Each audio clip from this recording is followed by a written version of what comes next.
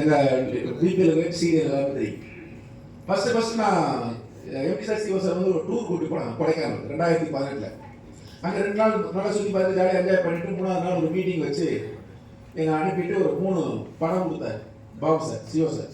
அப்படி சுருட்டி rubber band போட்டு நீங்கள் வீட்டுக்கு போய் இதை பிரித்து பார்த்துட்டு உங்களுக்கு எதெல்லாம் உங்களுக்கு செட் ஆகுமோ அதை மட்டும் ஒட்டுங்க, வருஷப்படி ஒட்டுங்க அப்படின்னாரு.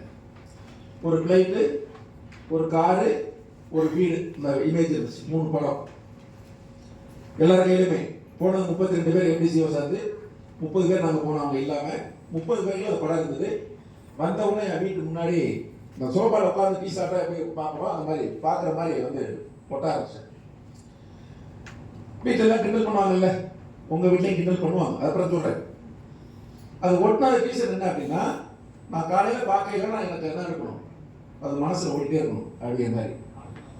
ஆமாம், நான் ஃபஸ்ட்டு ஓட்டினது ஃப்ளைட்டு. என்னோட மிகப்பெரிய ட்ரீம் வந்து ஃப்ளைட்டில் டூர் போகணும் தான். ஏன்னா என் ஊரில் என் அண்ணன் தம்பி அத்தனை பேருமே வெளிநாட்டுக்கு வேலைக்கு தான் போயிருக்கான், எவன் டூர் போனதில்லை. எனக்கு தெரியும் நெட்வொர்க் மார்க்கெட்டிங்கில் டூர் கண்டிப்பாக கூட்டி போவாங்க. ஃபஸ்ட் ஓட்டினது ஃப்ளைட்டு, 2வது ஓட்டினது காரு, 3வது ஓட்டினது வீடு. இது 3மே எனக்கு ஃபுல்ஃபில் ஆயிடுச்சு. 2019 டூர் கூட்டி போனாங்க, 2020 கார் வாங்கினேன், 2025 வீடு கட்டியாச்சு. ட்ரீம்ங்கிறது இப்படி இருக்கணும். ஏன் இது பண்ணணும் அப்படிங்கிறத நான் லாஸ்ட்டாக சொல்கிறேன். இப்போ பண்ணலாமா? நேராக போங்க, வெளியில் உட்காருங்க, இல்லை சேர